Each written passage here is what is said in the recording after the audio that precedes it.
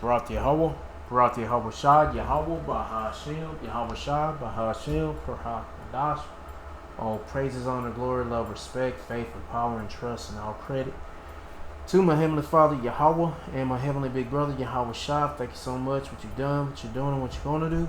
Double honors to the apostles and elders and bishops of GMS, Great Millstone, who I learned from, and all the men scattered all over the world, teaching this truth and none but the truth in the name, spirit, and the power of Yahweh Bashem Yahweh Shah, trying to put a spiritual bug in you Hebrew Israelites' ears, you so-called blacks, Latinos, Hispanics, Native Americans, Seminole Indians, and you speckled birds. And was a speckled bird that be a Hebrew Israelite that looked like some of the heathen nations, like for example, a Hebrew Israelite that looked like a so-called white person or so-called Chinese person, etc., etc. Got a number of videos about plagues that the Lord is bringing upon His whole earth. I'm going to play these videos. I'm going to get into the scripture my best ability, say whatever I got to say through spirit, power, Yahweh Bashem Yahweh Shah, the Holy Spirit, the Krahak, the Dash. Lord willing be on me. Let's get it.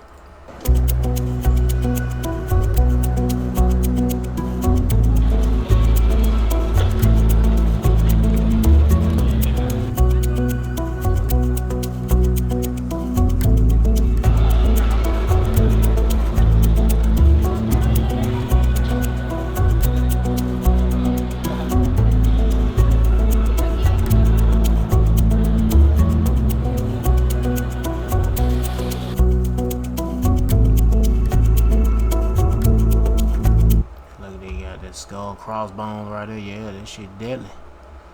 Yeah, you try to get closer there. A lot of these people trying to get up there, get a better see, and their ass end up getting burnt up or falling in that lava, get put to death.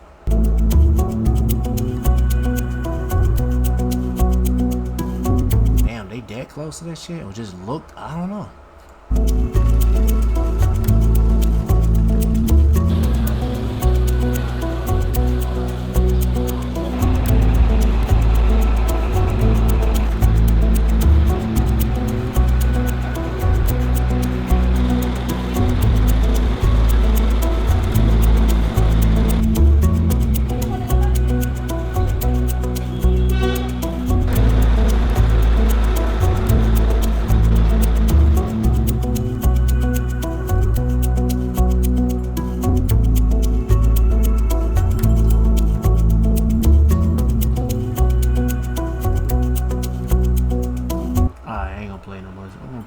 Video.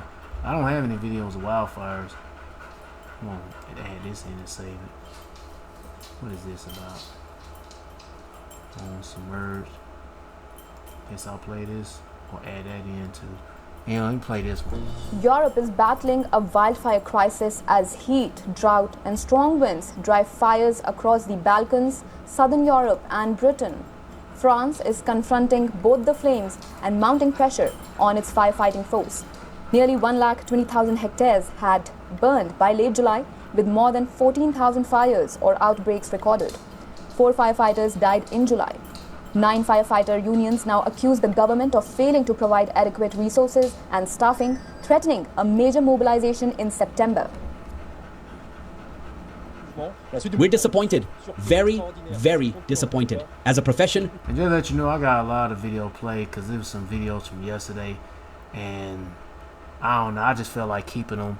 So I'm going to try to speed through it and get to the scriptures at the end and say the best for last. But there's a lot of videos that I got to get it out the way, showing you that so much the Lord is doing. We represent professional firefighters and specialized technical and administrative staff. All we can express today is our disappointment. It's nothing but political waffle. France is also receiving help from Australia, which has sent 2 helicopters and 24 firefighters.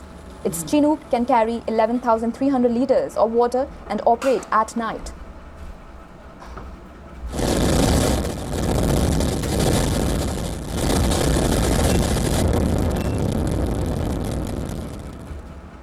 Meanwhile, Britain's fires have reached homes. At least 6 properties were damaged near Stourbridge in the West Midlands. A child and 3 firefighters were hospitalized, while residents were evacuated. The fires are unfolding in the backdrop of drought that has stretched across 71% of the country, after England and Wales recorded their driest July in 190 years.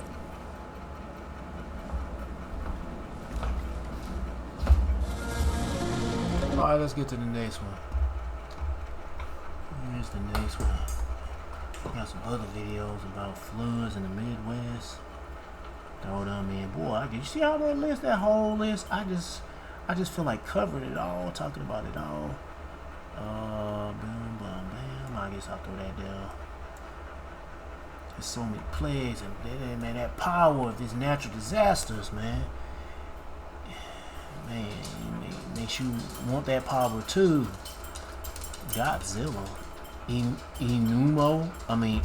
Nino. Godzilla, El Nino.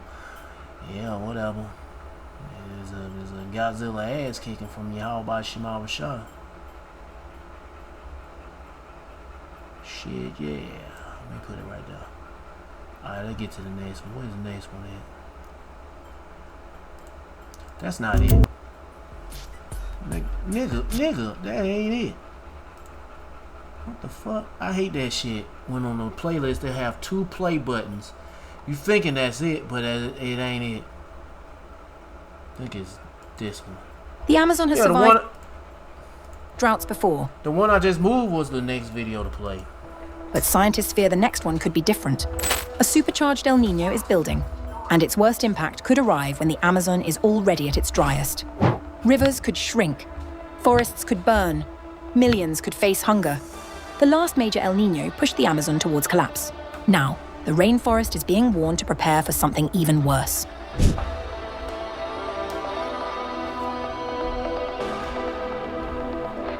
Scientists are warning that the Amazon rainforest could face its most punishing drought in decades, with the peak of a supercharged El Nino expected to strike between October and December later this year, precisely when rivers run lowest and the forest floor turns driest. The naturally occurring weather pattern is already being felt across the globe. Western Europe recorded its hottest June and July on record this year, whilst 3/4 of England remain in drought. In Asia, Typhoon Dolphin forced more than 1 million people from their homes in Shanghai, and flooding in India's Assam state has killed over 100 people. Now attention is turning to South America, where meteorologists in Brazil forecast that this El Nino will delay the rainy season, push temperatures higher, and dry out the river systems that sustain the world's largest tropical forest. The Amazon has not recovered from the last major El Nino, which struck in 2023 and left rivers at record lows, triggered mass fish and dolphin deaths, and fueled widespread fires. With roughly 1/3 of the forest already degraded by farming and mining, experts fear this next cycle could push parts of the ecosystem past the point of no return. It is hard to imagine the outcome of even more severe droughts and heat. The prospect of a still stronger phenomenon is deeply worrying. Researchers say the danger lies in repeated shocks hitting a forest that has had no time to heal. It's similar to if you are already sick and then you get an infection. That infection is going to have much greater impacts on your body because your immune system is already compromised. Brazilian officials say preparations must begin immediately, with the most severe conditions likely to persist into early next year. The Amazon has to be very prepared, from now through the beginning of 2027, at least up to March, because this El Nino is very likely to induce a severe drought. Farmers across the region are already bracing for losses, with ranchers warned of heat stress in livestock and falling pasture quality, whilst soya harvests are expected to dip as they have in previous strong El Nino years. Indigenous communities, who have long helped preserve the forest, face the same threat with far fewer resources, and officials warn that isolated villages could once again be cut off as rivers, their only transport route, run dry. The United Nations estimates that 49 million more people could face acute hunger worldwide as a result of the phenomenon, with the Amazon's fate now viewed as a bellwether for the planet's wider stability.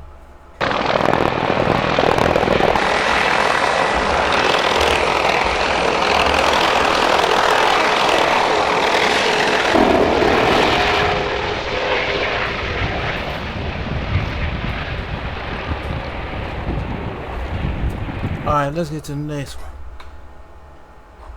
Let's get to the next one. I ain't gonna talk about no Ebola. I had enough talking about pestilence. I got so much going on with these videos. I gotta get these droughts and floods. You may already know that the And I don't know why the hell this shit keep doing. There's always a delay when you're pausing it and playing the video. continent is facing a scorching summer. Wildfires have broken out across large swathes of Europe this year. Dramatic visuals of burning forests have been coming out of the continent. But wildfires are just one part of that story. The other is drought. European rivers have been drying up. The fields are parched. turning to shades of yellow and brown. About 75% of the UK is under drought conditions, and much of mainland Europe is on high alert. Here's our report. Take a look at this drone footage from Belgium. It was taken last year. Now, look at the same areas this year. The lush green is mostly gone, replaced by dry, sickly yellow. This is because Europe is facing a major drought this year. This is the state of some of Europe's largest rivers. The Loire in France has been drying up. It's flowing at extremely low levels. The riverbed has become exposed due to the shortage of water. It's the same with the River Po in Italy.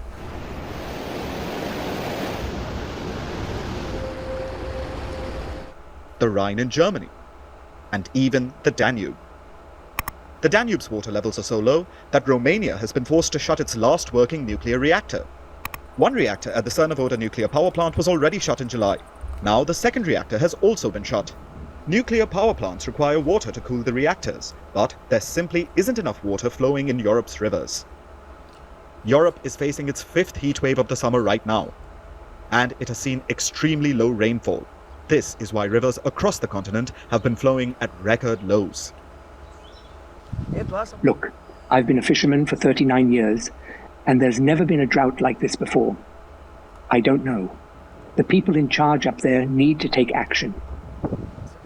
Well, the people that are in charge are taking action, and that's Yahweh and Yahweh Shah, and they bring them plagues to your ass. Yeah, no man can't. Hey man, I don't give a fuck about a damn CERN or was it HARP or HEAP, any of that weather manipulation. I don't give a fuck about all that. It's the plagues of Yahweh Shema Shah. Fuck all that damn weather manipulation shit. It's the Lord's angels. I don't want to forget about my angelic brothers too, because they're doing the work of the Lord. Yeah. In all my 70 years, I've never seen the water level this low. Like, what the fuck can man do with this? These niggas can barely. Especially Esau. They're like, what? I don't know what can these niggas barely do. Shit. I mean, they can fuck up the planet, that's for sure. But they damn sure ain't gonna try to save it. Today, or save any of his own people or you Israelites. Shit. You could walk across it in shorts, whereas years ago, the water would be up to your neck. In Germany, the low water levels are hurting industry. Goods can't be transported down the Rhine. The Germans are scrambling to find alternative methods of transport to keep supply chains intact. Well, with this plague going on with the lack of water, they can't travel. Like the narrator says. So pretty much, there's one problem creates many other problems. When one plague is in effect, full effect, it's creating more plagues problems. Anyway. So a lot of ships can no longer be loaded the way they were in normal times, at higher water levels. It is difficult to put into figures right now, but of course everything that is possible is on the move. And the railway is also reaching its capacity limits. On the road it's the same. There is of course also only limited capacity there, a shortage of lorry drivers and everything that comes with it. As the rivers dry, nearby farmland faces a water shortage too, and as a result, fields are parched and crops are dying. Yellow and brown fields have become a common sight across Europe. And it's the same story in the UK. 75% of Britain is experiencing some level of drought. Green spaces across the Isles are scorched. In just 1 year, it seems the UK has turned a parched yellow. As Europe's water bodies dry up, boats are getting stranded across the continent. River and lake beds are getting exposed. And in the process, they're exposing things that were hidden beneath the waters a long time ago, like World War II-era German ships that were intentionally sunk as the Nazis retreated from Serbia, or the foundations of an ancient bridge from the time of the Roman Emperor Nero. Oh, Nero! Guess what? He's here today as Donald J. Trump. Heck yeah, I believe that. I didn't believe that he was Nero reincarnation, but now I started to believe it because like the elders would talk about the characteristics of Nero, and hearing about the characteristics of Nero, talking about how he liked the flashy, he liked to outdo, he liked this, he was a boaster, a bragger. Hey, Trump is that's that same nigga. But hey, anyway. Or even the remains of old villages in England, intentionally flooded to create a reservoir. The drought this year is the result of the El Niño climate phenomenon. It takes place every few years, and almost every time Europe faces oppressive heat and usually a drought as well. But the magnitude of this year's drought is also the byproduct of human-induced climate change. Oh, anyway, let's get to the next one. Human-induced climate change. Check this out. This is how I can afford... It's basically an ass whooping from Yahweh by Shema Shah. Shippers on the Rhine have been watching these numbers for weeks on the gauge of Kaup, and it says now 10 centimeters, which means that the waterway is around 120, and this is an absolute historic low, and it also means that most ships can't pass. The ferry has also stopped operating due to the low water level. Meteorologists say it's being caused by a lack of glacial water from the Alps and extremely hot weather caused by climate change. My God. I thought this morning, oh my God, where is this going? And the driest period is yet to come in autumn. By then, we can ride camels here. The Rhine is one of Europe's most important arteries, transporting around 500 million tons of cargo each year. In recent weeks, ships have been reducing their weight to just 20% to be able to pass. That means they need 5 ships to transport the same amount of cargo, leading to sharp price hikes. But for most ships, that's no longer enough.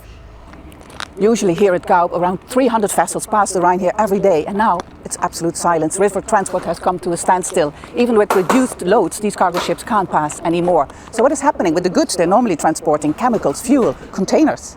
Goods from Antwerp, Rotterdam can still be taken to ports in Duisburg, Düsseldorf, Cologne, but more upstream from Kaup to Ludwigshafen, Karlsruhe and onwards to Basel in Switzerland is now nearly impossible, causing serious supply problems for factories and power plants. With the Rhine now virtually cut in two at Kaup, companies must find alternative ways of transportation. Here, around 200 kilometers downstream at the Rhine port in Duisburg, water levels are still sufficient for ships to arrive. And what's happening here is that goods from bigger ships are loaded onto smaller ships or onto trucks to be transported overland. One big river ship usually taking 5,000 tons now maybe takes 1,000 tons to Duisburg. We need around 40 trucks to transport this, so it's impossible to replace the volumes a river ship can carry with trucks. He hopes governments see the drought as a wake-up call to build flatter ships and deepen waterways in the hopes of adapting shipping on the Rhine River to the effects of climate change. Steadfast, Al Jazeera, Kaup. Europe is heating up again, and this time, more than 135 million people are in the furnace. Temperatures could hit 40 degrees in France and 38 in Britain. Wildfires are spreading, rivers are shrinking, hospitals are struggling, and forecasters warn the heat could get worse before it breaks. Europe isn't just sweating through another summer, it's being pushed to the limit.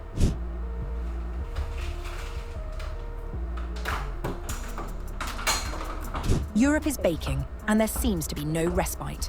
More than 135 million people across France, Italy, Spain and the United Kingdom are now facing temperatures above 35 degrees Celsius, as the continent's latest heatwave tightens its hold on cities, farms and rivers alike.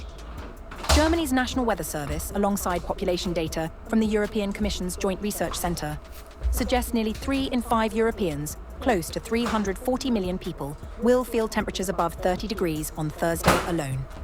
Austria's Klima Dashboard has independently tracked similar numbers. Britain and France are now living through their 5th heatwave of the summer, a run that forecasters say could push central and southeast England to 38 degrees, potentially the hottest day of the year.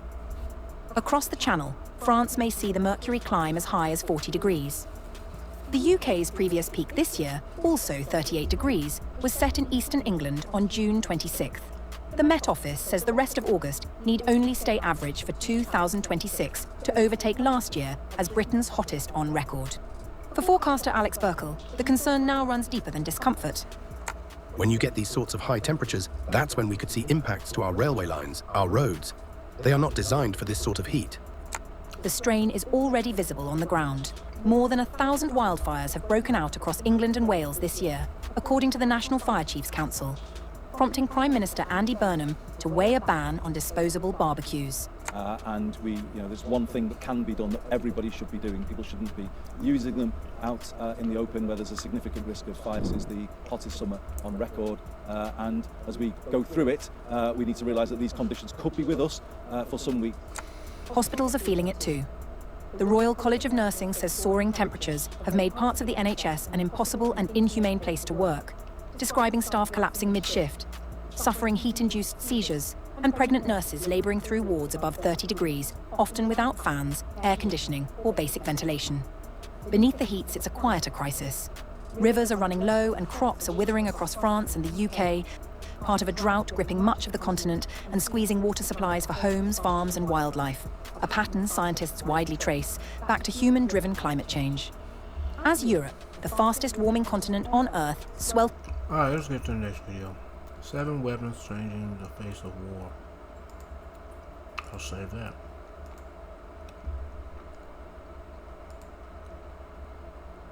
From Asia to Europe, extreme heat and drought are leaving a trail of destruction and discovery. As climate experts warn of intensifying heat and dry conditions, the impact is being felt across continents. In South Korea, farmers have been watching crops collapse under these scorching conditions. In Yangon, potatoes that looked healthy just days ago were found soft and rotting. They seemingly turned into boiled potatoes in the scorching soil. The heat isn't letting up. On 2nd of August, the southeastern city of Yangsan recorded a temperature of 42.5 degrees Celsius. This was the highest temperature registered in South Korea since modern weather observations began in 1904. A village long buried under water has re-emerged in Indonesia as drought shrunk a reservoir. Houses, a mosque and other buildings in the former village of Somang are now visible after 4 months without rain. Climate experts have warned that the hot, dry El Nino conditions could intensify towards the end of 2026.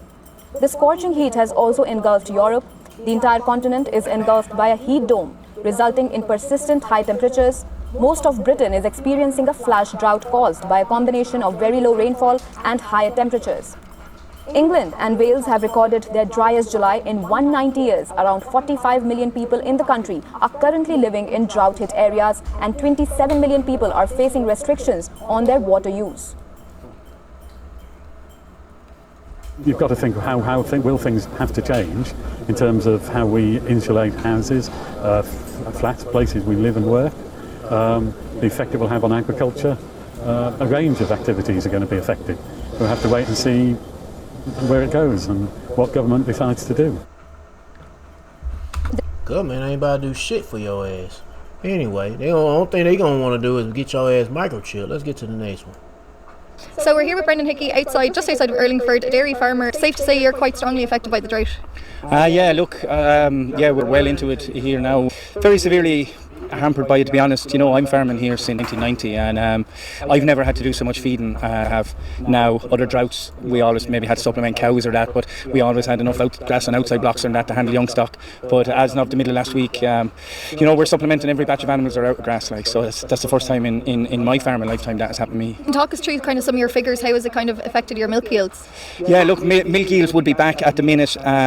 We're tipping in around, since we brought in the silage and that, we're tipping in around 21 litres, 1.7, 1.75 kilos of milk solids. I'm on about 6 kilos of meal, 6-7 kilos of silage, and we're making up the rest with a bit of, because I would have some low boggy ground that did stay growing a bit longer. There's a big financial difference there then as well, like over 100 cows. I reckon that's working out maybe in around €150 a day. So we're here with Pat Moylan, Brendan's advisor. You're advisor for this kind of region. That's right, I'm the dairy advisor here for North West Kilkenny, spanning an area from Conhee, just outside Kilkenny City, right to the way to the Tipperary border. And as you're going to appreciate, an area greatly affected by drought. I suppose the message really for most dairy farmers is we have to feed the cows on a daily basis at the moment, and there's plenty of choice out there, ways of feeding in the field, in the parlour, etc. But I suppose the most important thing from now on is to actually do a feed budget for the winter.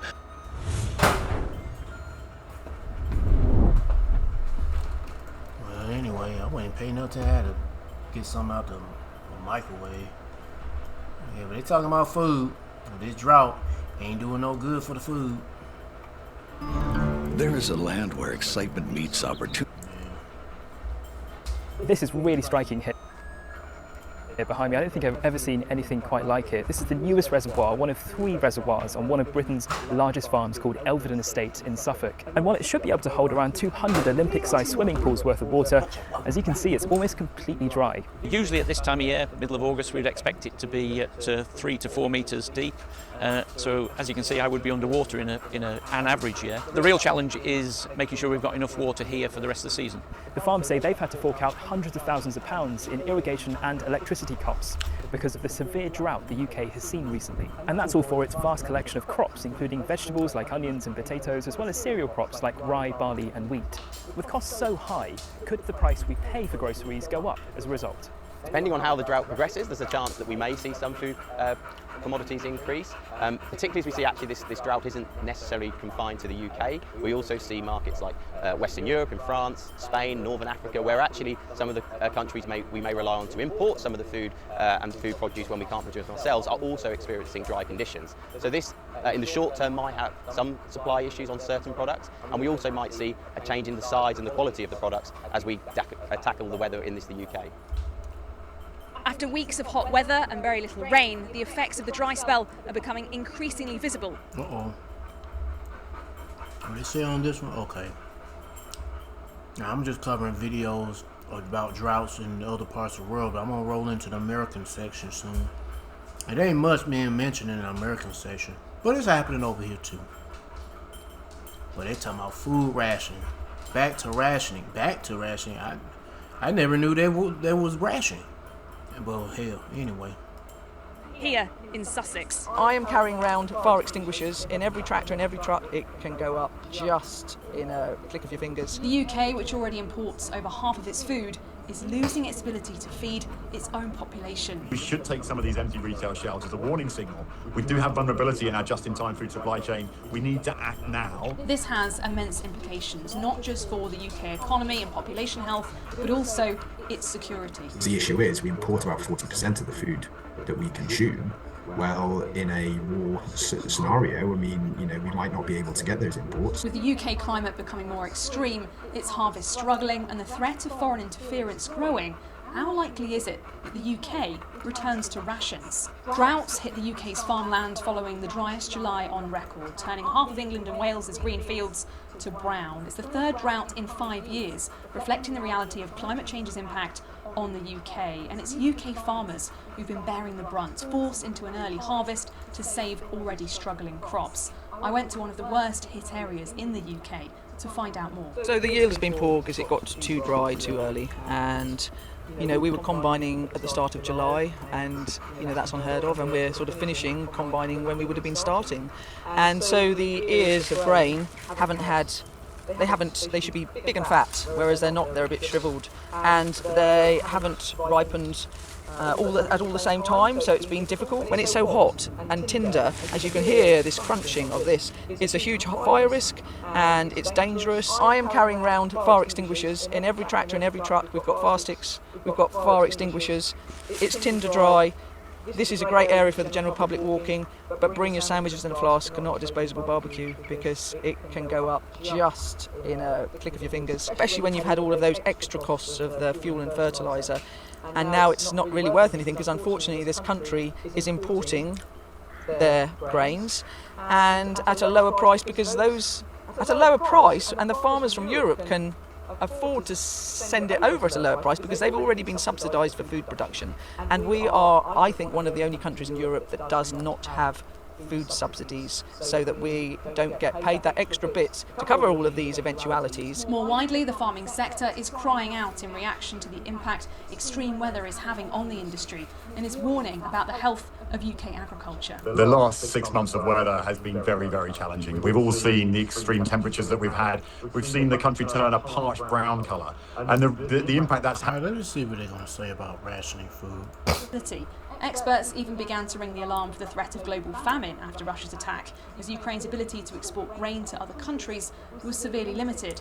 Ukraine may be on the other side of Europe from the UK, but even then, it contributed to the levels of food inflation we see today. One of the key moments in time was the start of the Ukraine war that drove energy costs and fertiliser costs through the roof. Animal feed prices increased dramatically as well because global cereal prices increased. And that meant the cost of producing eggs and poultry and anything that was fed on grains increased as well. And at one moment during the war, the UK was forced to ration eggs, with customers being limited in the boxes they could buy. Rations is something the UK knows well. During World War I, Germany used its submarines to block off the UK's access to food imports. Defence experts are warning that with... Oh, they talking about that food, right? Oh, back in them days.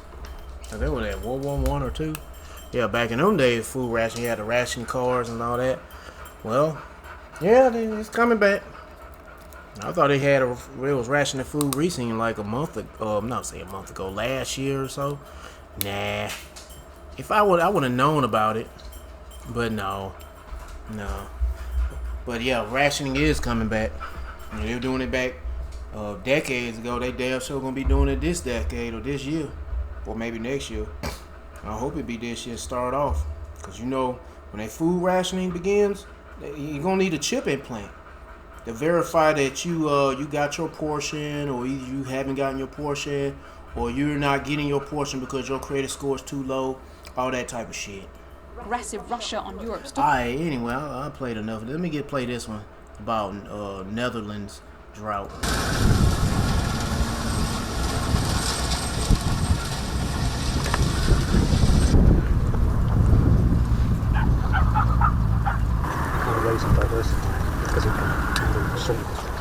I think once you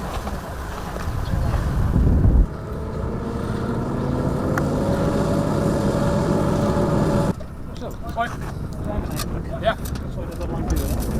Iets meer dan 40 hectare. Er zit de camping er ook bij.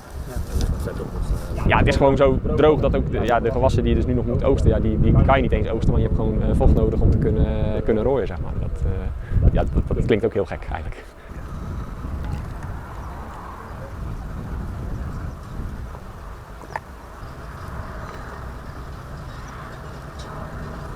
Man, it's like a lot of farm equipment that you probably wouldn't even know what the hell it does, and you wouldn't even know that Jake invented this shit. But ultimately, the Lord made it, but put the thoughts into Jake to make it. Ja.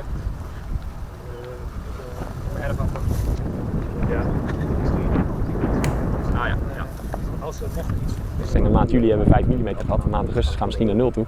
Ja, dat is gewoon, dan kom je al gewoon in 2 maanden tijd al 180 mm neerslagtekort. En we hadden al een tekort vanuit de winter al. En vanuit vorig jaar al, dus je zit alleen maar tekort op te bouwen. En dat wordt nu wel een beetje kritisch.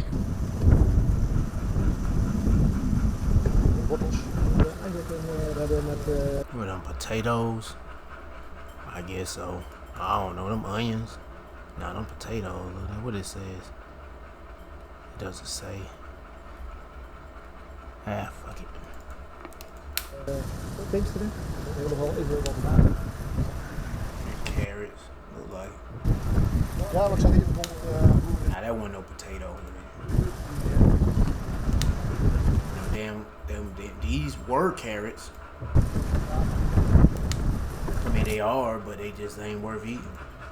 En dat is eigenlijk van een bos die eigenlijk nog... En je ziet, ja, deze die is misschien 8. Yeah, they got lots of potatoes. De grootste is 8 centimeter. Dus tegenwoordig van die friet snij je ze dan en dan heb je kleine stukjes in die, dus dat is...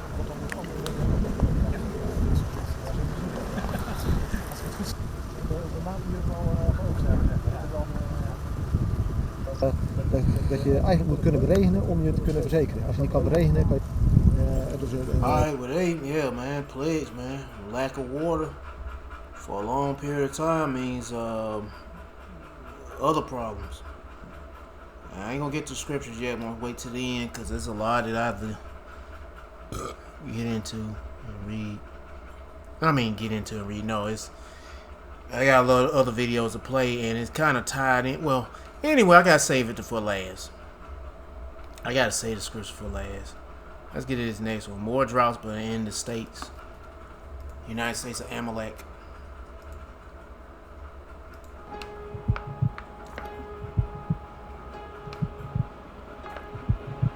This year's drought changing a lot of the posted rules that we would normally see at some of our favorite fishing spots. For example, McKay Lake here in Westminster, where Colorado Parks and Wildlife is calling for an emergency fish salvage, meaning anything you hook, you can take home.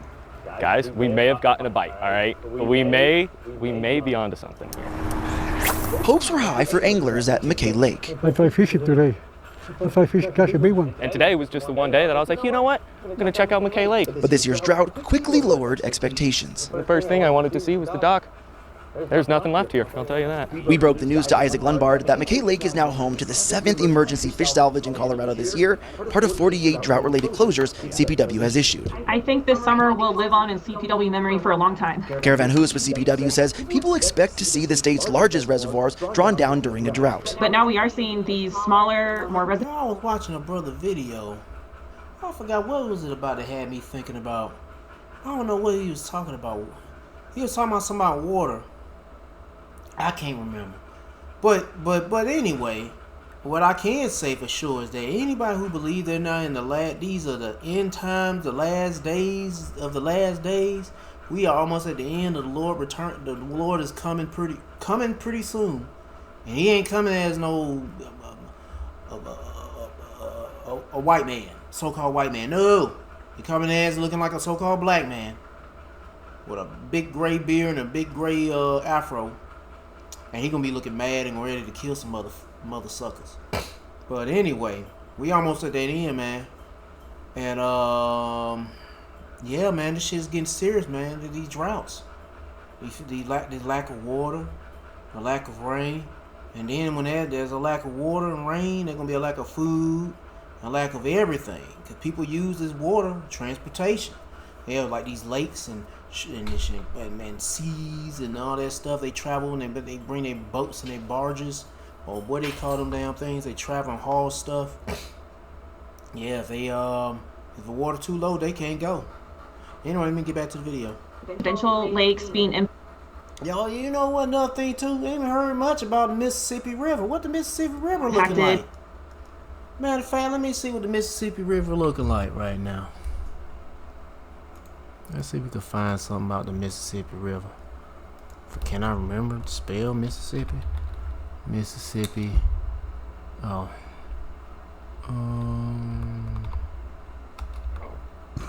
River drought.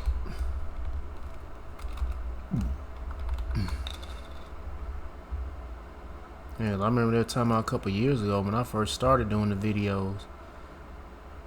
But I don't hear much about Mississippi River being dangerously, I can't even talk, dangerously low. Hell no, nothing. What is this, New Orleans? They ain't saying nothing about it. Probably because it's fucking gone. There ain't no river. There ain't no Mississippi River. That shit just gone. Yeah, they ain't saying nothing about it. Nah, it's got to be there. It's just these people ain't talking about it. Alright, fuck it anyway. So normally the fish they'll bite on these reeds right here in the grasses, but we're sitting on plain dirt here, so I would hate to see it be a puddle though, that's for sure. DPW hopes anglers like Isaac can catch a few fish before the water level gets too low. It is really sad to see, and I hate to see Colorado going through such a dry season this year. Isaac, believe me, they're not the only ones. They're damn near the whole country. And what they said about water. Damn, I'm trying to remember, what did they say about this water, man, here in the States? The only thing I can think of is data centers. And they got water rights on this. It was something about, hold on, let me see, check my history out. Because when I was on my way here to the house, it was something about water. Somebody, it was a video I was watching. My brother playing a video about something about water, the prophecies are sure. No, that might not be it. Then again, it might be. That sounds like thunder. Or maybe an airplane. I can't remember. But anyway, I'll just let the video play. Says he's holding out hope for rain and a better season at McKay Lake next year. Very tough year. Yeah, tough year, and it's gonna get tougher, especially when Jacob Troll go full throttle 9,000 RPM to the engine blow up. And hope and pray comes soon. But it's gonna be rough. But in order to get to the kingdom or the salvation, man, hey, we gotta go through some stuff before we get to the good. Before we get to the good, we gotta get to the bad. And get the bad out the way. Don't sweat the technique. Drought conditions persist across the Midwest, and pasture conditions in South Dakota and North Dakota continue to decline. Ariana Schumacher spoke with producers in both states and has more. There's not much pasture left. Where we're at here in our part of South Dakota, I know that we have less grass than we've ever had. Pastures are drying up in western South Dakota. At the end of July, Colin DeGrelle brought home 150 cattle pairs from pasture, more than 2 months earlier than normal. Across the state in eastern South Dakota, pasture conditions are not quite as bad, but they're still in rough shape. It was the first time when we turned out cattle that I kind of had a pit in my stomach. The pasture looked like the pasture typically looks when we wean calves in the fall. So the pastures are definitely behind, and they have been behind with moisture this entire season. And now, due to the heat that we are seeing, the pastures are simply burning up. In McVale, North Dakota, cattle producer Dan Rovig said the season started off with a very mild winter, followed by a super dry spring and summer, impacting pastures. Rovig is putting cattle on pastures they wouldn't normally be in until October, along with stocking up on extra feed. He will also probably sell more cattle than normal or relocate some to be custom fed. I'd forgotten how expensive droughts can be, because you're doing all these special projects, you're spending all the money you normally would, plus these other unanticipated expenses like additional hay and freight on the hay and on the cattle. This is Ariana Schumacher for Ag Week. Watering cattle and keeping them cool has also become an issue for several producers in the area. Thanks for watching Ag Week TV on YouTube. Make sure to like and subscribe. We put out new videos every Saturday.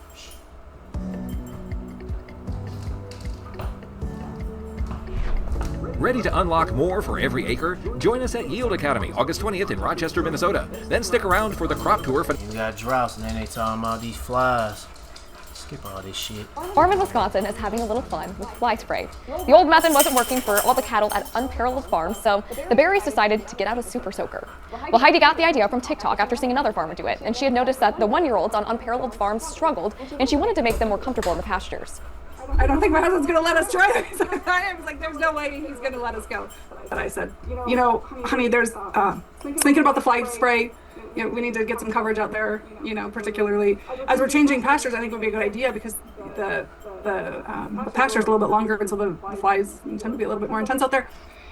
What is your thought about trying to put some fly spray on the cattle as we're changing pastures? He's like, well, it's probably a good idea. How are we going to do that? And I was like, so about this super soaker thing?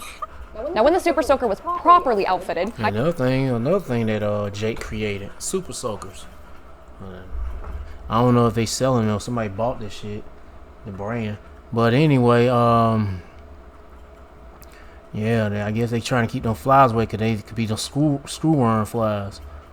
Well, shit, any fly be affecting the cow. Heidi's husband Tony got it to work. The next get in their skin or they whatever the hell wounds and fuck some shit up. step is creating a chute to make sure that all the cattle get sprayed when they're moving pastures. Right now, we do have a warning. This method is just an internet trend. It has not been scientifically studied or government approved. Alright, well, anyway.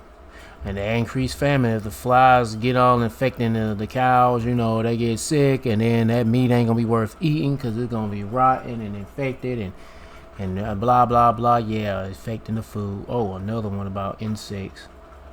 Yeah, Lyme disease. New research just out today from the CDC shows a rising risk of Lyme disease as ticks start to spread south. These disease-carrying critters have now popped up in North Carolina. That's unusual because they're typically found mostly in the Northeast. Now, researchers discovered more than 370 ticks over a 10-month period in parts of North Carolina. Nearly 40% of them tested positive for the bacteria that carries Lyme disease. Erica Edwards joins me now. Erica, I grew up in the Northeast, so I'm accustomed to checking kids for ticks. But it's not just Lyme disease. Some other bacteria on these ticks was discovered for the first time in North Carolina. Why is it so significant that it's happening so far south, and why does it raise red flags for the CDC? Well, you know, it shows that scientists and doctors are way behind in finding where these ticks are spreading illnesses. If you compare maps from 2010 to 2023, you can see how Lyme disease has consistently spread outside of where you grew up in New England. And it's not just Lyme disease. Ticks that carry other bacteria, including the one that causes the red meat allergy, are all finding new areas to live and infect more people. Ryan? You said you spoke with one woman who tried for years to even get a diagnosis. How does her struggle reflect the lack of preparedness that doctors may have in the South for these types of ticks and their spread further south? Yes, she said her doctor shrugged off testing her for Lyme because he said he didn't think the illness even existed in their area of North Carolina. And that's exactly the concern that experts have, that doctors don't have tick-borne illnesses on their radar. Diagnosis is key because antibiotics are available to help. Ryan? And is there a plan in place to help spread awareness of these tick-borne illnesses in parts of the country where the bugs are starting to pop up? Yeah, so this new research was done in a small town called Biltmore Forest in western North Carolina, right along the Blue Ridge Parkway. It's an area well known to tourists. Town leaders now are installing kiosks at parks and hiking trails with insect repellent wipes for visitors, really, Ryan, anything to raise awareness about protecting themselves and their visitors against the growing number of ticks. Ryan? Yeah, check your kids from head to toe if they've been playing out in the woods. Erica Edwards, thank you so much for that. We appreciate it. We thank you for watching, and remember, stay updated on breaking news and top stories on the... Yep. Let's see what's going on. You got these floods coming from, where we at? Japan. And typhoons and whatever the fuck you call this place. Probably, yeah, Japan. Matter of fact, I'm gonna delete. It's coming from the same damn country, same city. I'm gonna play this one instead so I can reduce the size. I didn't know I had 2 videos from 2 different channels talking about the same place. So let's get it. Combos is the place where you can make. Man, shut the fuck up. Can't stand these damn ads with these loudmouth influencers. And they probably an AI generated nigga.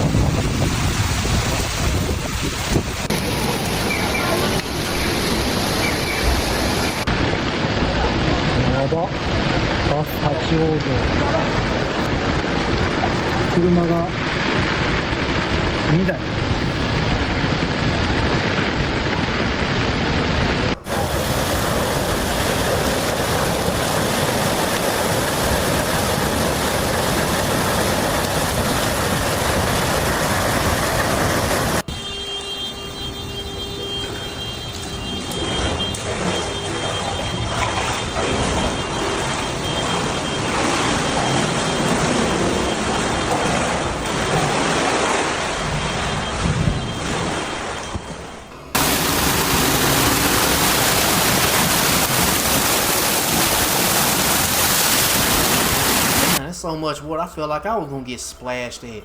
I don't know. I was like, damn, I don't want to get hit by the water. I looked away, trying to close my eyes, like I didn't want to get splashed. I don't know why. It ain't like it's virtual reality or anything like that. I'm looking at a damn, I'm looking at a daggone laptop screen. Knowing doing well, it ain't like the water gonna jump out the screen, but it was just so much water had me thinking I'm gonna just have to dodge from that shit or something. Anyway. Chiba Prefecture in eastern Japan has been hit by torrential rain, with Chiba City, Kashiwa, Ichikawa, Funabashi, and Ichihara among the hardest hit areas. Severe flooding, swollen rivers, landslides, power outages, and transport disruptions spread across communities as emergency warnings were raised, and residents faced rapidly worsening conditions throughout the affected region overnight as flooding spread across low-lying communities across eastern Chiba.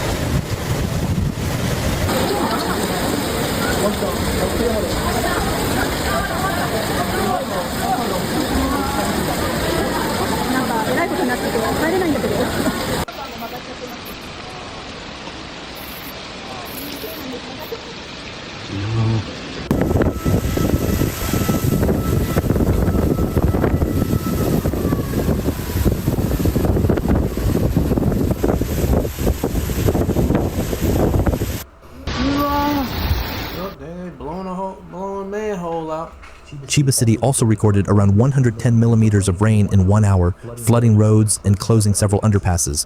A landslide in Minami-Oyumi reportedly damaged an unoccupied house, while authorities received a report of a submerged vehicle and a missing woman. Dangerous conditions continued as heavy rainfall affected drainage systems in low-lying neighborhoods across the city, increasing serious concerns for residents.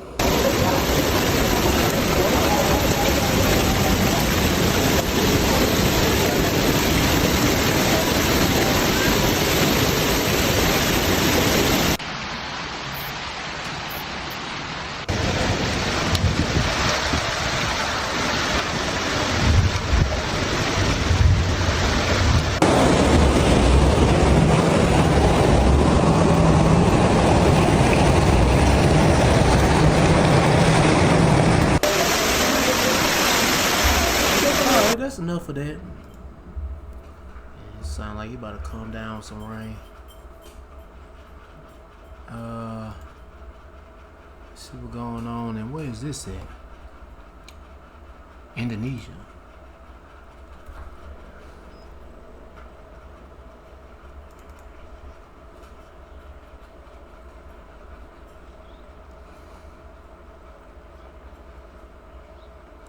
damn, was it that damn, was it the village? What happened? There's a prolonged drought revealed a village buried beneath Indonesian water reservoir. Oh, this is about a drought. Oh, I thought it was flooded with water. I didn't read the rest. It was from a drought. But I'll still play it. And this is the village that's now it's, you know, the water's received.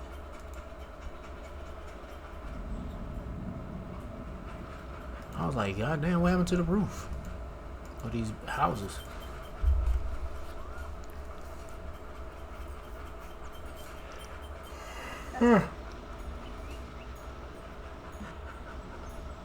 Move. Ah, yeah, I ain't gonna play no more. I was gonna play this, but I'm like, nah, fuck that shit. How much time I got? 50 minutes. That's it. I mean, I got so many videos I gotta cover. I'm almost done. Let's see what this is about. I don't know. Where is this at? Arizona.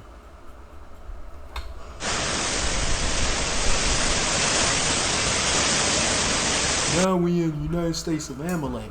Holy crap. Where the most plague should be plague and heal. Most of the plagues of the world should be plague and heal, number one. This is a monsoon, should be in a monsoon here in Chandler. We just lost our tree. We saved it last year. Feel like this.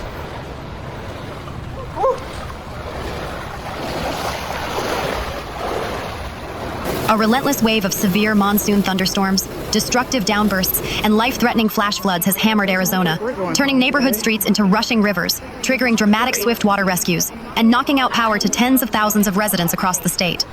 The National Weather Service, NWS, has expanded its flood watch and severe thunderstorm warnings to cover multiple counties, warning that the unstable, moisture-rich air mass will continue to trigger unpredictable and explosive storm cells. From the urbanized, sprawling grid of the Phoenix metropolitan area, down to the saturated desert washes of Tucson, and up to the vulnerable mountain terrains of Flagstaff, local infrastructure is being pushed to its absolute limits. Emergency management agencies have issued urgent turnaround, don't drown directives as the state battles one of the most volatile weeks of the 2026 summer monsoon season. The Phoenix Valley experienced the brunt of a massive convective storm system that swept through the desert lower lands. A highly volatile combination of extreme atmospheric heat and sudden surges of tropical moisture culminated in what meteorologists describe as an aggressive downburst pattern.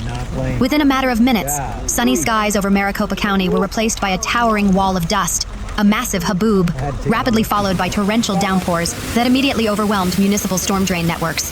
The hardest hit urban zones were concentrated in the West Valley, particularly within the cities of Glendale, Avondale, and Buckeye.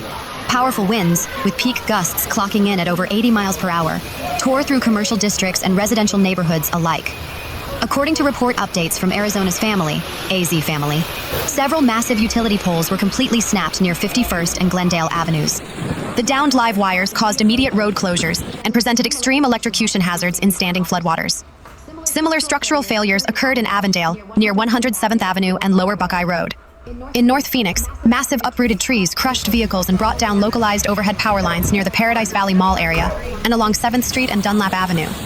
At the absolute peak of the storm sequence, utility giant Salt River Project, SRP, and Arizona Public Service, APS, reported that over 52,000 customers were plunged into darkness. While emergency ground crews worked tirelessly around the clock to stand up replacement poles and clear debris, thousands remained without electricity amid sweltering post-storm humidity. Further west in Buckeye, rural communities felt the severe structural toll of the back-to-back storm sequences.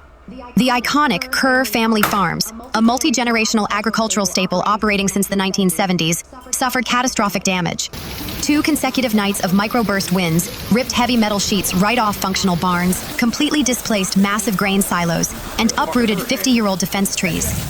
The ranch property recorded more than 3 inches of rainfall in less than 24 hours.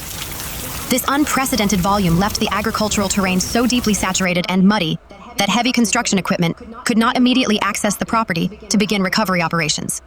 Miraculously, the family's livestock, including a large herd of buffalo, escaped the chaos unscathed. The city of Flagstaff and surrounding Coconino County communities were placed under a sweeping flash flood watch by the NWS. On the south side of Flagstaff, an incredibly localized convective cell dumped between 1.5 and 2.5 inches of rain in less than an hour. This intense rate of precipitation bypassed typical absorption channels. In neighborhoods located just 5 minutes... Right. Let's get to the next one. Where is this at? Midwest. All of it in the Midwest. Catastrophic flooding swamping parts of Indiana. Nearly a foot of rain inundating neighborhoods. Water reaching the roofs of some homes. Cars completely submerged. Many highways impassable. A giant sinkhole swallowing part of this road. In Cambridge City, east of Indianapolis, one man clinging to a utility pole as he waited for rescue teams to reach him. Crews going door to door in Muncie, pulling people to safety. For many residents, they say the flooding happened with little warning. My fiance called me and told me that I needed to start packing a bag and to get ready to get out of the house. And when I looked out the window, I saw my fence floating past my window. Officials calling the flooding a 1-in-1,000-year event. I've been in the area for 60 years, and there's never been anything remotely compared to this. It's several feet higher than most people have ever seen it here before. It comes after deadly storms pummeled the Midwest, leaving behind a trail of destruction. It's like driving through a war zone. One man assessing the damage in the town of Munster, Indiana. Lines of massive trees uprooted. In Columbus, Ohio, power poles snapped in half. Others knocked on their sides. The Chicago area also hit hard after multiple tornadoes touched down, damaging homes and schools. Meanwhile, another weather event brewing, thousands of miles away. Hawaii is bracing for a tropical system expected to bring heavy rain and damaging winds this weekend. Overnight, more than 260,000 customers were still without power in Indiana alone, and the state is... You know, speaking about power, I need to go ahead and change up my source of power somewhere else. This lightning. Hold on one second. I gotta switch my laptop to another source of power. I don't want the shit to catch a thunderbolt or whatever they is. Call it.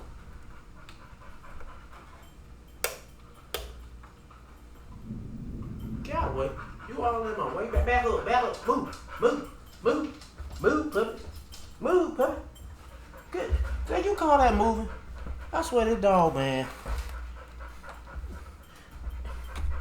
is expecting more rain today. An investigation is underway after an Army helicopter crashed in Texas, killing the two. Really? Oh, well, America's losers anyway. They just, man, looking bad.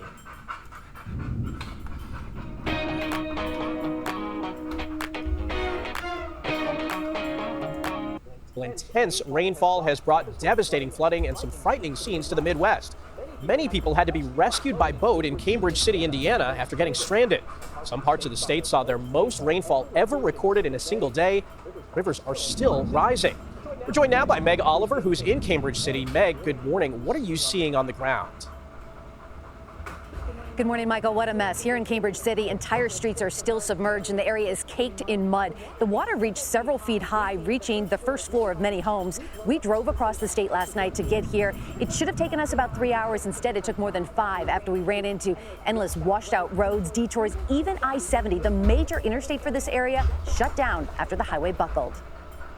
Catastrophic flooding left Indiana neighborhoods underwater for the second day in a row. First responders drove boats down the middle of streets to quickly rescue people from flooded homes and cars. This man desperately clung to a light pole as muddy brown water swirled around him. He was eventually rescued.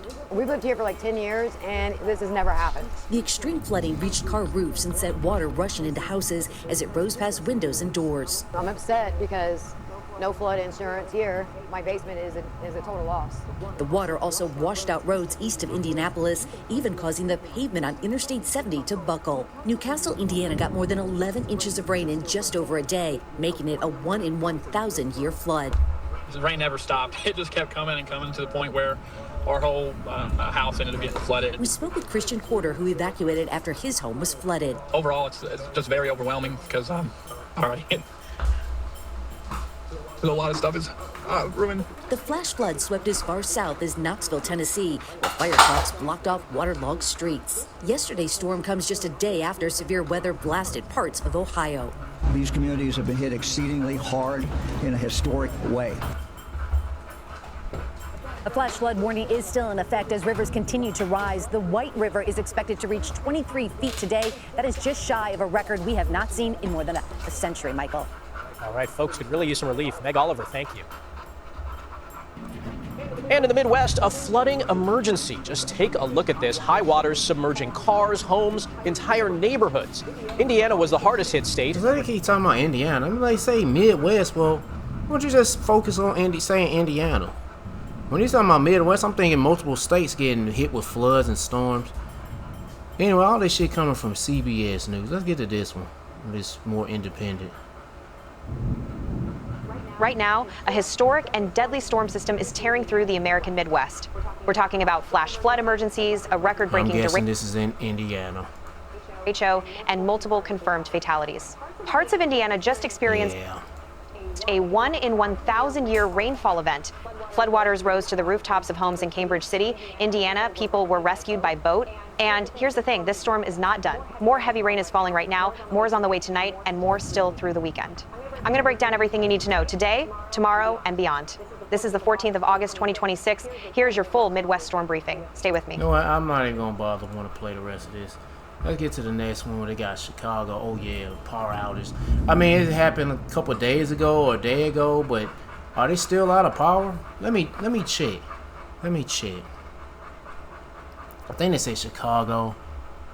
Yeah, Chicago News is anyway, but people are out of power. I was gonna play these videos yesterday, but I never had a chance to even get to it because once I got the first two videos, I said, shoot, I was out for the day. I was done. I was absolutely done for the day. Oh, was it a cow going into the damn car? No, this is AI, nigga. Get the fuck out of here. Chicago power outage.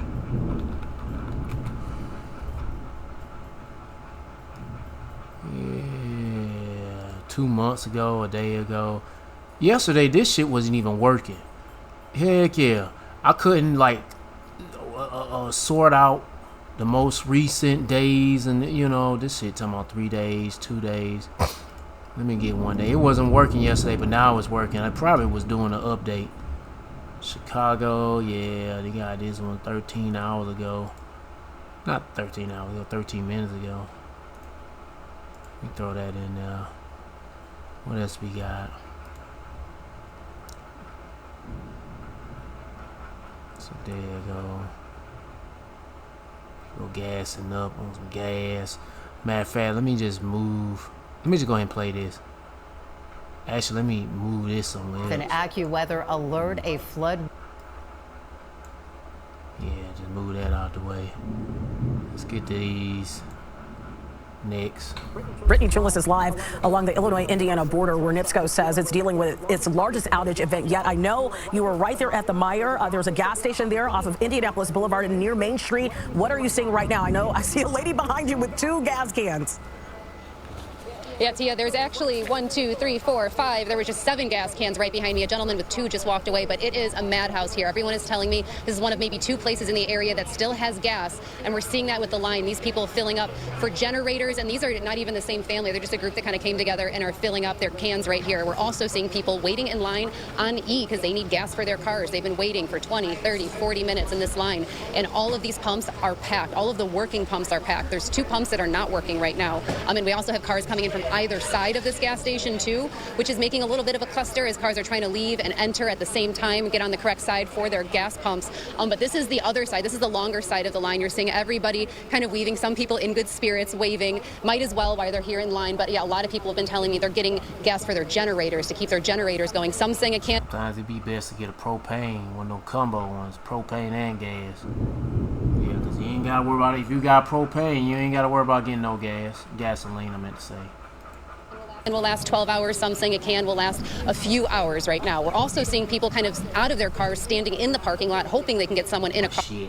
I mean, a lot of people that need something like a generator, and a solar power generator would be best, unless you get some sun to charge that shit up. But anyway. Fill up their gas tank.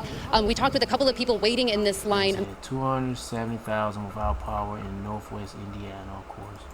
Just take a listen to how they're doing.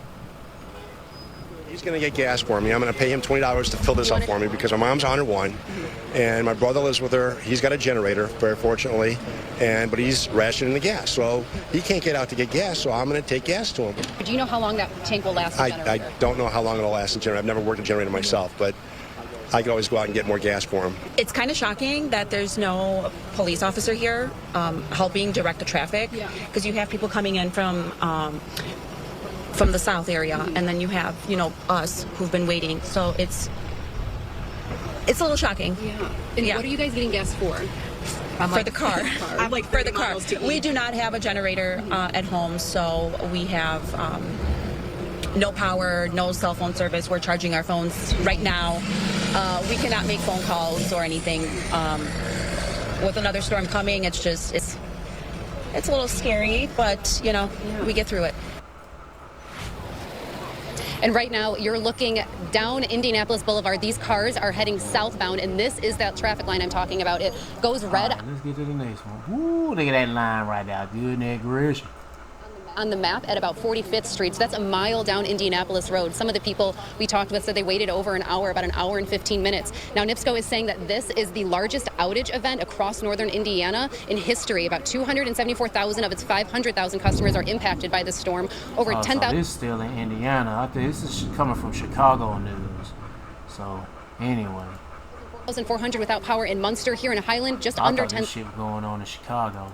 1,000 without power, but a dozen areas have been hit or considered severely impacted by these storms by NIPSCO, saying some areas' damage is an unprecedented event. And before power can be restored to individual neighborhoods, crews have to fix major transmission and distribution facilities. And overnight, crews responded to safety hazards, critical infrastructure repairs, and staging areas to where they'll be working today. But right now, times of when this power can be restored, it's just not available right now. We're expecting an update from NIPSCO on its website at 11.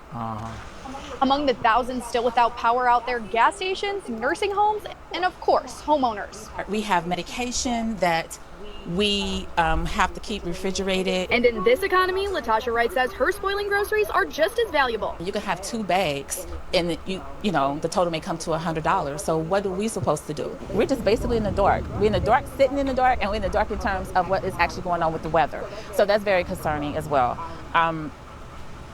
I just wish that Duke would provide better communication. She and dozens of her... If you want to get better communication, get a better communication with Yahweh Shema or communicate with Yahweh Shema. That's what you need to be doing. Shit. Damn, communicating with your power. Anyway.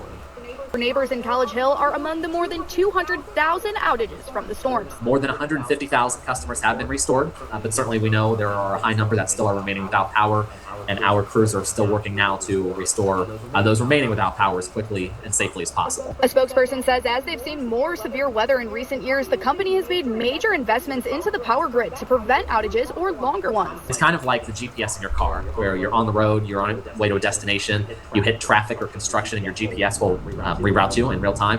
It's a lot like how self-healing technology works. So we're able to a lot of times isolate, detect outages, and then reroute power faster or prevent outages altogether. So if you've ever heard of someone, or if you've experienced maybe your lights flickering 3 times but not losing power, that was an outage that was saved. But with more storms on the way, Wright is still concerned. I mean, this is 2026. They should be able to, we have AI, we have a lot of different services that can help them improve their equipment, so we won't have incidents like this where power is out for a long period of time. As cleanup continues, Duke says to keep an eye on their real-time outage map for updates, and as always, watch for crews and down lines. In College Hill, I'm Jackie Bauer, WCPO 9 News. More than 400,000 people in Illinois and Indiana still don't have power. That's right. You know that nigga zesty. That nigga super zesty.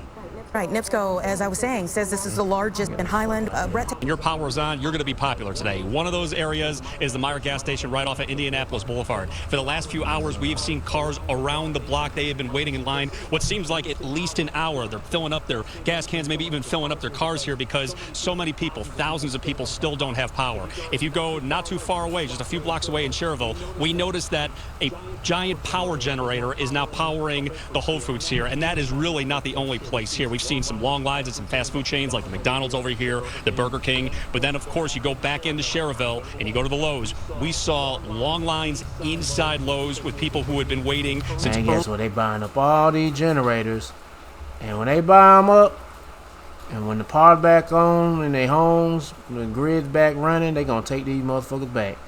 Because they got a 30-day return policy, maybe 90-day return policy. They gonna return those suckers back.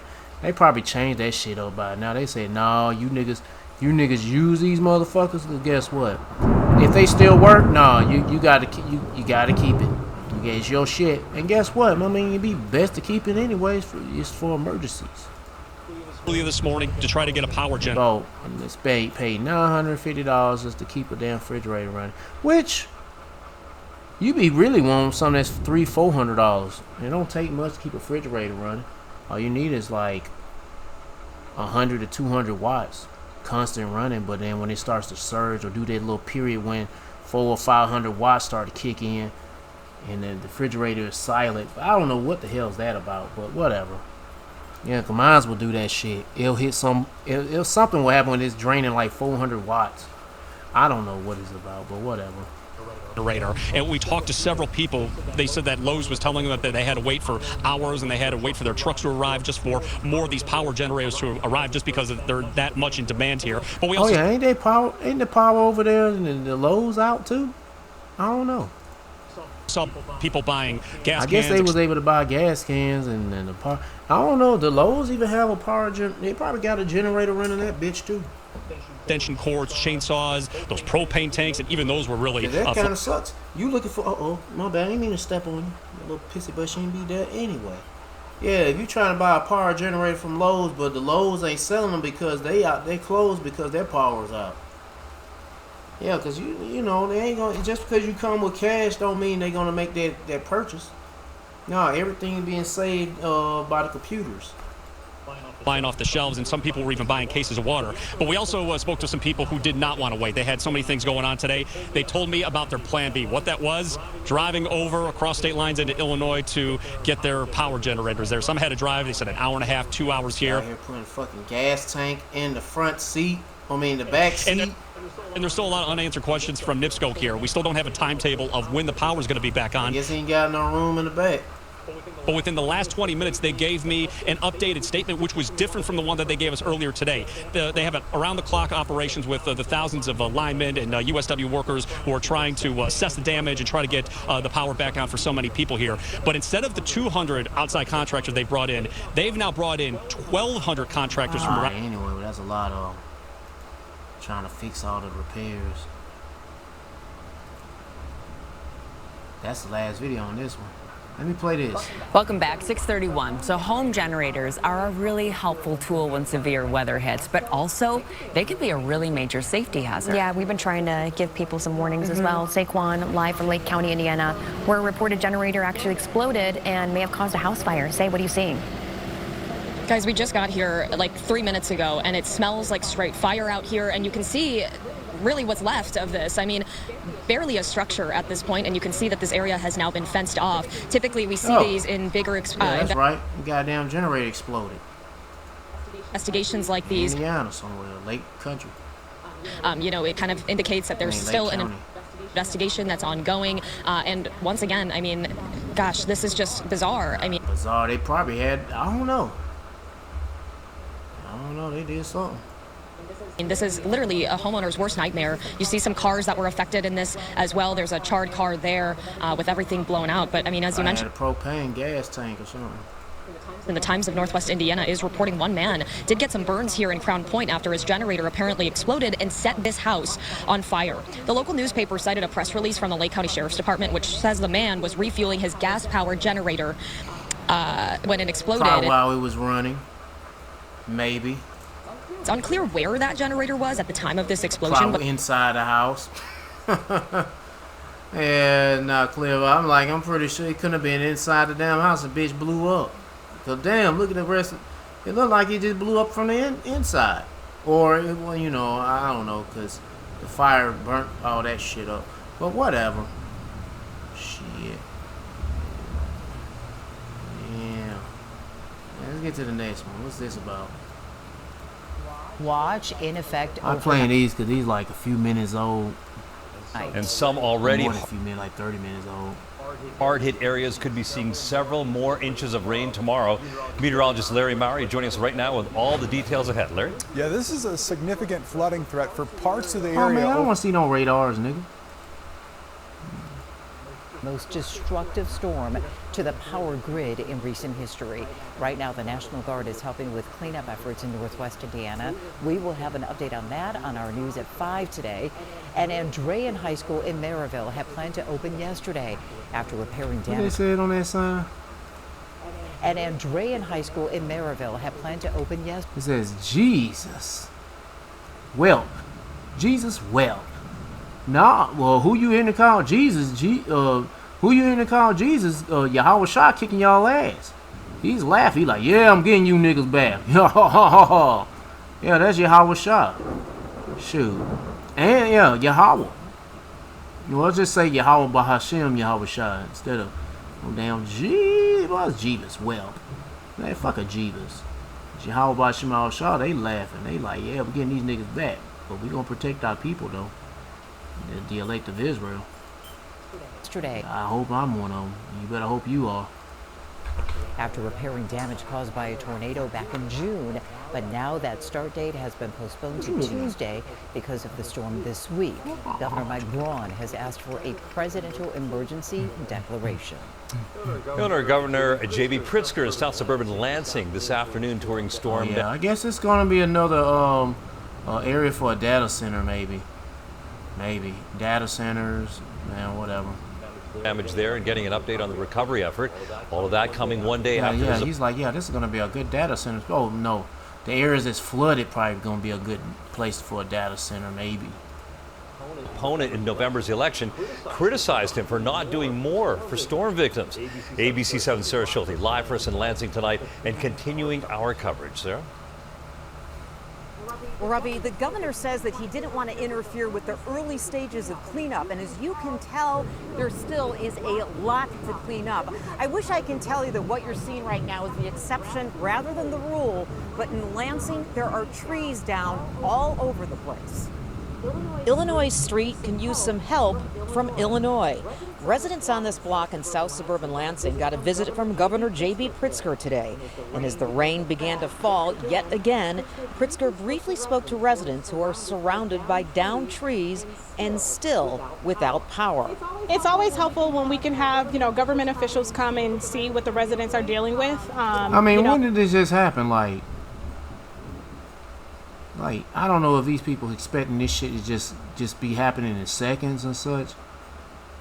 Well, y'all, but shit, the way government responds to certain things now these days, you might as well just sit your ass down and just wait. Matter of fact, while you waiting, go and watch a video from the prophets of y'all. Well, you can't really watch it if you ain't got no power.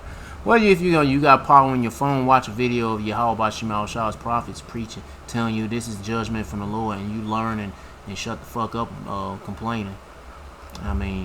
Yeah.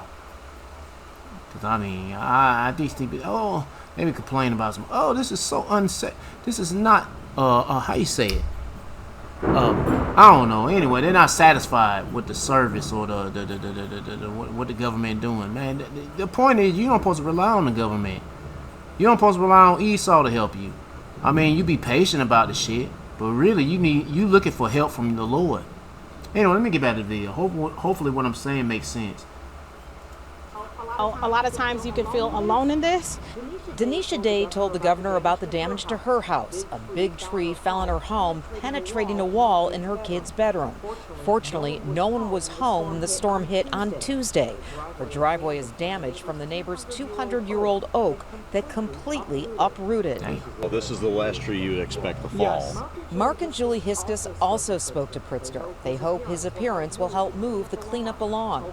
Although with the amount of tornadoes Illinois has experienced, the Lansing couple are willing to be patient. I personally think the state of Illinois is doing what they can given the limitations that there's so much shit.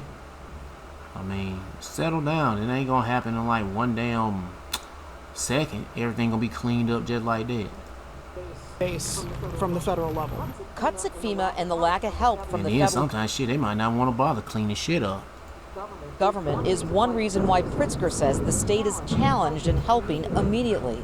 Darren Bailey, the governor's opponent in the race for governor, has been critical of Pritzker's response this week and why it took him until today to tour damaged areas. The State Emergency Management Agency has been there. Our job is to assess the damage, to work with local businesses and individuals to make sure that we're responding as best we can.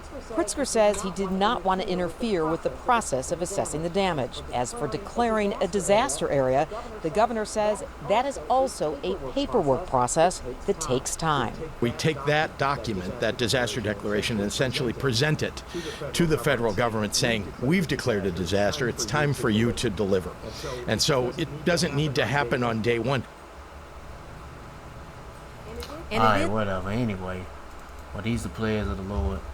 People thinking, oh, we're going to get everything cleaned up and it's going to happen in 1 second. No, it don't work out that way. Shit. There's so many videos. Alright, let me get the scripts because what time is it? Damn, 1 hour and 20 minutes. I didn't get into anything yet. Alright, let me start off with, let me see what the first videos I got to get into. The first scripture I need to get into was, well, the first videos I had gotten into, and the scripture I need to read, that's a droughts. So let's read Psalm chapter 107, verse 33. He turneth the rivers into wilderness, and this is Yahweh Shemal Shah who's doing all this. He turneth the rivers into wilderness, and the water springs into dry ground, a fruitful land into barrenness, for the wickedness of them that dwell therein. So if you're doing bad, he'll turn all the fruitful land and all that stuff and turn it into some dry desert. Yeah, for punishment. But if you're doing good, he'll turn that dry land or that desert-like area property into something that can, flourish and grow and be fertile. Yep. And right for habitation. He turneth the wilderness into a standing water, and dry ground into water springs. And there he maketh the hungry to dwell, that they may prepare a city for habitation. See? And oh yeah, for America, for y'all droughts, this one's for you. Jeremiah chapter 50, verse 38. The droughts is upon her waters, and they shall be dried up, for it is the land of graven images, and they are mad upon their idols. Yeah, all these people mad upon their musty ass idols, like from Jeebus, what's that nigga name? Buddha, Allah. They don't do nothing. But Yahweh Shemal Shah doing something. They doing a whole lot of something with their angels, bringing droughts, floods, earthquakes, what else? Famine, pestilence, all kind of stuff. Matter of fact, let me go and get into talk about this other stuff. Man, we're talking about droughts. Oh yeah, famine, because these droughts jacking up. What else? Jacking up. Hey man, you gotta get your ass out of the way, bro. You all in my way, bro. Oh my goodness, man, this dog, because it's storming. She all underneath the table. She refused to move. If I step on your little butt, then you're gonna move. Let me see what I'm supposed to look for. Oh yeah, famine. Famine and bread. Yeah, man.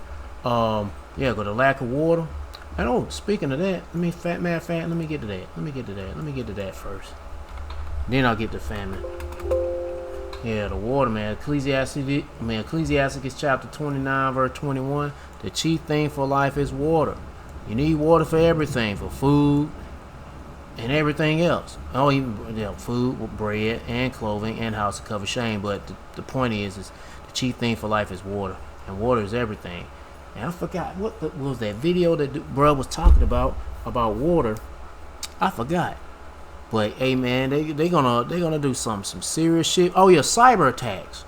That's what it was about. He was doing a video about cyber attacks, and they constantly hitting this place where cyber attack affecting the water.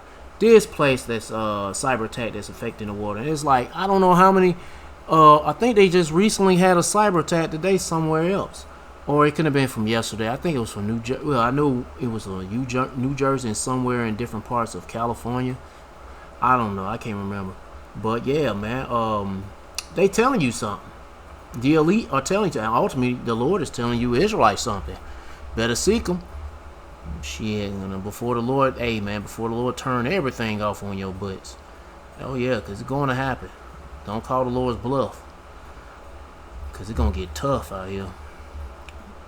But yeah, the chief thing for life is water. Let me get back to, what was it? Famine of bread. I have all caps on. I thought it was on. Well, Ezekiel chapter 5 verse 16. When I shall send upon them the evil hours of famine. Matter of fact, no, I'll go ahead and read it. I was going to read something else, but let me go ahead and read it. When I shall send upon them the evil hours of famine, which shall be for their destruction, and which I will send to destroy you, and will increase the famine upon you, and will break your staff of bread. Yep. Breaking the staff of bread. Man and beast. And yeah, and then when it comes to famine, it's going to affect the animals too. Ezekiel chapter 14 verse 13. Son of man, when the land sinneth against me by trespassing grievously, then will I stretch out my hand upon it, and will break the staff of bread break the staff of bread thereof, and will send famine upon it, and will cut off man and beast from it. And it doesn't matter where you're from or where you're at. Shit, the Lord is bringing it all over the world. Yep. From the Europe to Asia to America to South America to Africa, whatever. Anyway, let me see what else we got. We got it there going. Droughts, we talked about that. Heat waves.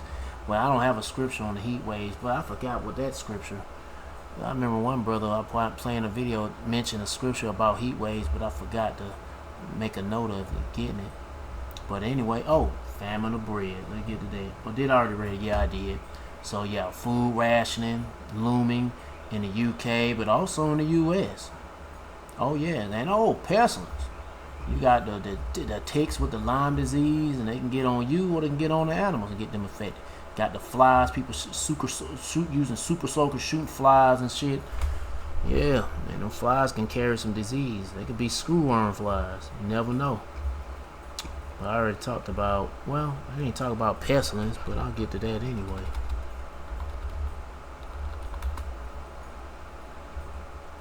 Matthew chapter 24 verse 7. For nation shall rise against nation, and kingdom against kingdom, and there shall be famines and pestilence and earthquakes in diverse places. All these are the beginning of sorrows. Yep. And what we got next? Floods, and power outages because of storms. Well, let me get to here, get to there. Nahum chapter 1 verse 3. The Lord Yahweh is slow to anger and great in power, and will not at all acquit the wicked. So all this destruction from the first videos all the way down to the bottom is for the wicked of Israel and the heathens. And with all you heathens, because you're all wicked.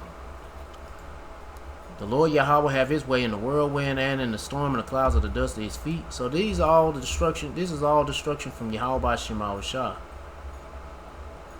Isaiah chapter 28 verse 2. Behold, the Lord Yahweh by Shema Shah have a mighty and strong one, which has a tempest of hell, and a destroying storm as a flood of mighty waters. Mighty waters overflowing shall cast down to the earth with the hand. Yep.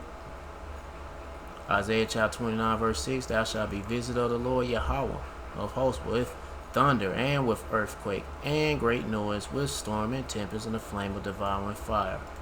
And let me get one more for the road before I go, because all these plays I'm talking about is all, god dang, I just went past it. Oh no I didn't. I'm still in a good place right here. Yeah, all these plays are hitting up the whole world. The Lord is hitting up the whole world. Yep. With all the stuff that's going on, this is the best way to measure the times. Yeah, that's how you measure the time. Look at all the so much activity going on for floods, wildfires, earthquakes, fucking flood, droughts, famine, pestilence. World War III talks about currency, the physical currency going digital, cyber attacks. Hey, the mark of the beast. They ain't talking about it a whole lot, but they talking about brain chips. Yeah, they are talking about the mark of the beast. Them brain chips. Yeah, they show off. They talk a lot about it, especially in China. They talking about the part of the mark of the beast, them brain chips. And now the one size of grain of rice, they ain't saying much about that type of mark of the beast. That the microchip implant, but they talking about the one that goes in your brain. Yep, or attaches to your brain, because now they don't have to like cut your skull and all that shit. They can just stamp the damn thing, the microchip on top of your head, on top of your noggin, and somehow be connected to your brain. Yep. There's a lot of things going on, and guess what? While these people talking all this stuff about chips and how can I say this? Anyway, all these things that's happening on earth, that's what I meant to say, but all these things happening on earth, better take heed to the Lord's prophets, because they talking about all this stuff happening, including me. I'm one of them. Hey, it's that time. Better seek the Lord and repent. For you Israelites, so-called blacks, Latinos, Hispanics, Native Americans, Seminole Indians, and you speckled birds. 2 Ezra chapter 16, verse 37, Behold, the pledge draw nigh, and are not slack, as when a woman with child in the 9th month bringeth forth her son, with 2 or 3 hours of her birth, great pains compares to wound which pains. When the child cometh forth, they slack not a moment. So there ain't gonna be no slowing down with these plagues. No, the Lord is moving at his own pace of speed, and it's best for you to take heed and get right with the Lord to your best ability. Which pains, when the child cometh forth, they slack not a moment. Even so shall not the plagues be slack to come upon the earth. And the world shall mourn, and sorrow shall come upon it on every side. So the north, south, east, west, the plague's gonna be hitting you. It all kind of gonna be hitting people in all type of directions. So like I said, seek the Lord by seeking the prophets and take heed of what they say, and try to build a spiritual mental relationship with Yahweh Shema Shah. And if you desperately need of protection and strength and whatever, anything that's spiritual, hey, Yahweh Shema Shah is the way. But anyway, hey man, build a spiritual mental relationship with Yahweh Shema Shah by praying Yahweh Shema Shah, praising Yahweh Shema Shah, worshiping Yahweh Shema Shah, fearing Yahweh Shema Shah, and repenting Yahweh Shema Shah. To all the men out there pushing this truth and nothing but the truth in the name, spirit, and the power of Yahweh Shema Shah. Keep on preaching, keep on teaching, keep your faith and trust on Yahweh Shema Shah. Stay humble. And the same for you brothers who ain't prophets but believers of Yahweh Shema Shah. Yeah, keep your faith and trust strong in Yahweh Shema Shah. And for you few sisters out there taking heed, keep your faith and trust strong in Yahweh Shema Shah. Stay humble, stay in order with your man. If you ain't got no man, stay in order, Yahweh Shema Shah. Peace and blessings to the hopeful elect, and all praises to Yahweh, Bahashem, Yahweh Shah, Shalom.